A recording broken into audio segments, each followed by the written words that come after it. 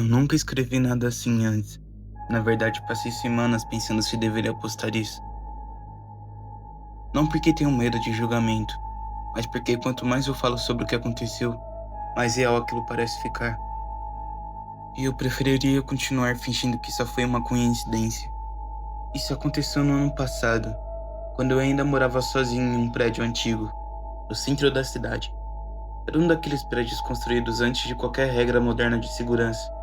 Escadas estreitas, corrimão enferrujado, luzes que piscavam sem motivo, e um silêncio que não combinava com o lugar onde eu morava. Tantas pessoas, mas desde o primeiro mês ali, percebi algo estranho. Depois das 2 da manhã, o prédio parecia vazio, não no sentido normal, mas como se ninguém estivesse respirando. Nenhum elevador, nenhuma descarga, nenhuma televisão ligada. Era como se todos estivessem dormindo ao mesmo tempo, ou fingindo. Eu trabalho de casa, então meus horários sempre foram bagunçados. Era comum eu estar acordado de madrugada, jogando ou vendo vídeos, enquanto o resto do mundo dormia. Foi assim que eu comecei a perceber o padrão. Às 1h57 tudo ficava estranhamente quieto, e às 2 sempre acontecia alguma coisa.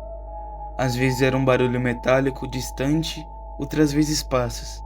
Sempre lentos, sempre arrastados. Nunca perto o suficiente para identificar o andar, mas nunca longe o suficiente para ignorar. No começo eu tentei racionalizar. Prédio antigo faz barulho. Canos estalam, pessoas caminham à noite. Mas havia um detalhe que não encaixava. Os passos não pareciam humanos. Eles não tinham ritmo, não era um passo, passo, passo. Era como arrastar, pausa, arrastar, pausa. Longa demais. Como se quem estivesse ali não tivesse certeza de como usar as pernas. Na terceira semana, eu ouvi algo diferente. Respiração. Na terceira semana, eu ouvi algo diferente. Respiração. Vinha da escada. Não era forte, não era ofegante. Era uma respiração controlada, lenta e consciente. Como alguém tentando não fazer barulho. Eu desliguei o computador e fiquei parado, sentado na cama, olhando para a porta do quarto. Meu apartamento era pequeno. Da cama eu conseguia ver a porta de entrada e a cozinha. Meu apartamento era pequeno. Da cama eu consegui ver a porta da entrada, a cozinha e a parte do corredor interno. Nada se movia, mas a sensação de estar sendo observado não ia embora. Foi nessa noite que eu vi a primeira tentativa. A maçaneta da porta do meu apartamento se mexeu, devagar. Não foi um giro completo. Foi mais como um teste. Um toque cuidadoso, quase educado.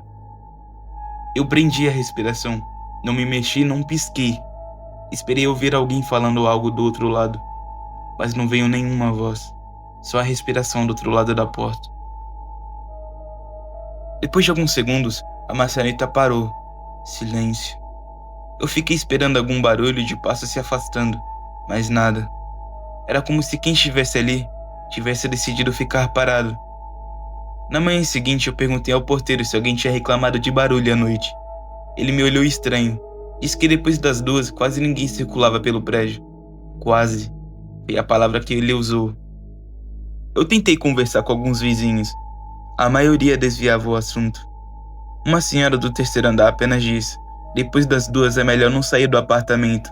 Ela falou isso sorrindo, como se fosse uma piada interna. Na semana seguinte as coisas pioraram. Agora não era só passos, eram vozes, baixas demais para entender as palavras, mas claras o suficiente para saber que não era só sons aleatórios. As vozes vinham sempre da escada, nunca do elevador, sempre de baixo para cima. Como se algo estivesse subindo andar por andar. Na noite que tudo mudou, eu estava deitado tentando dormir cedo. Na noite que tudo mudou, eu estava deitado tentando dormir cedo. Meu corpo estava cansado, mas minha mente se recusava a desligar. Quando o relógio marcou 1h59, eu já estava acordado, esperando. Às 2 em ponto, o prédio inteiro ficou em silêncio. Nenhum barulho, nem mesmo aquele zumbido distante da cidade. Era como se o mundo tivesse sido pausado. Então eu vi algo novo. Unhas, arranhando a madeira da porta, devagar, sem pressa. Como se alguém estivesse ali. soubesse que eu estava acordado. Meu celular vibrou. O som foi alto demais naquele silêncio, quase um grito. Eu peguei o aparelho com as mãos tremendo. Era uma mensagem de um número que eu não conhecia. Não faça barulho. Antes que eu pudesse responder, outra mensagem chegou. Se ele perceber que você está acordado, ele não vai embora. Os arranhões cessaram. A respiração ficou mais próxima da porta, tão próxima que parecia atravessar a madeira. Meu celular vibrou pela terceira vez. Fique longe da escada. Naquele momento, algo bateu forte na parede da escada. Não foi um impacto humano. Foi como um corpo inteiro tivesse sido jogado contra o concreto. Eu não sabia quem estava mandando aquelas mensagens. Não sabia como aquela pessoa sabia exatamente o que estava acontecendo. Mas uma coisa ficou clara para mim naquela noite. Aquilo não era a primeira vez que aquilo acontecia naquele prédio. E com toda certeza, eu não era o primeiro a escutar aquilo. O relógio marcava 2h11, quando a maçaneta começou a girar de novo. Dessa vez com mais força.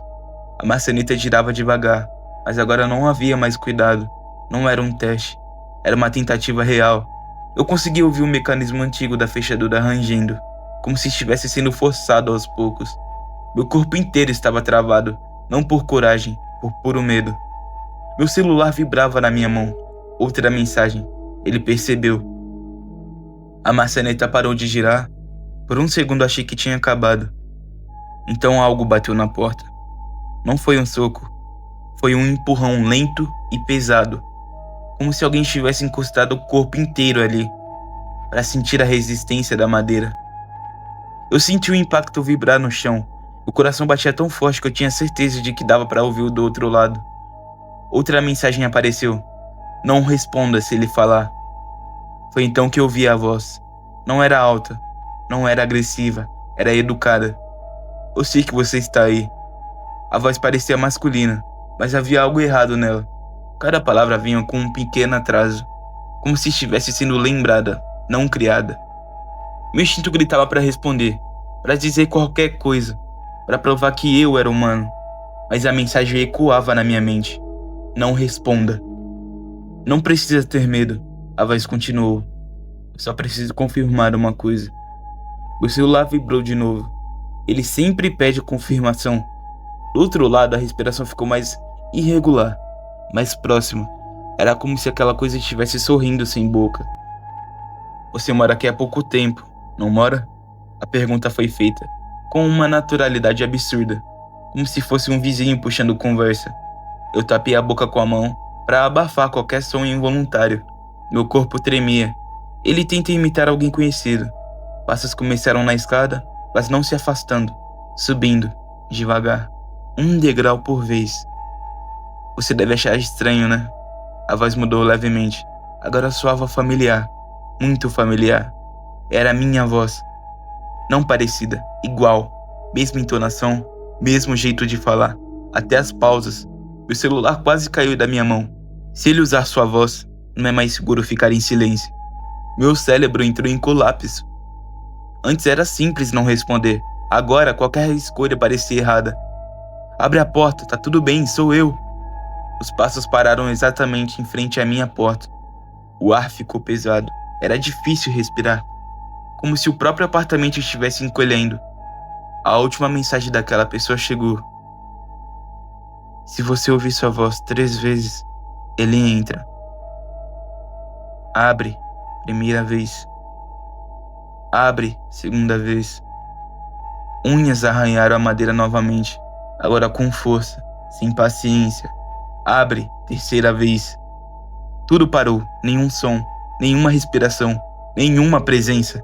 Eu fiquei imóvel, esperando o impacto, esperando a porta ser arrebentada, mas nada aconteceu. Depois de alguns segundos, os passos começaram a descer a escada, dessa vez mais rápidos, como se estivesse irritado. Minhas pernas falharam. Eu escorreguei até o chão e fiquei ali, sentado, tentando não enlouquecer.